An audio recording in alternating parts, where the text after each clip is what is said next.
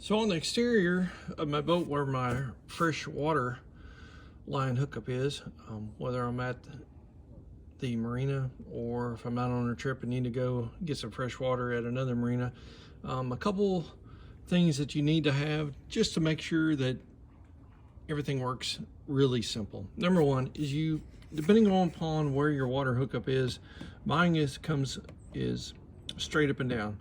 So what I did was I put a 90-degree, it's just an RV hookup, and I'm going to have that down in the parts description below the video here. And also something that you can add is a RV water pressure regulator.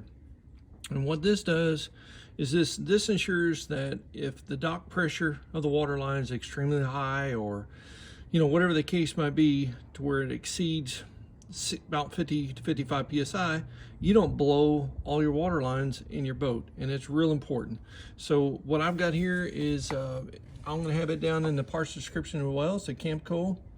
It's an RV water pressure regulator, and what this does is this ensures that the water coming into my boat is 45 to 50 psi. That way you don't have to worry about busting any lines and replacing those, especially in some of the hard areas to get to on a boat. So this is just an extra safety precaution.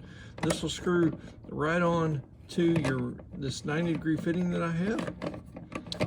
It goes in just like that, and then I've got a little cap that I can seal this off with, and keeps it nice and airtight, keeps the bugs out, and ensures that I don't have any issues on my boat, especially when I'm bringing on water. Now you can, I've got a regular water tank, a 30-gallon water tank that holds 30 gallons, and then my freshwater pump will actually pump that to my faucets and to my shower and everything else.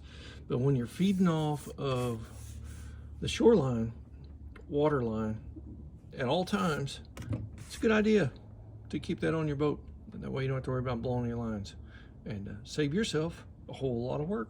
So see you later in the next video. God bless you guys, and all the parts are going to be down in the description below. See ya.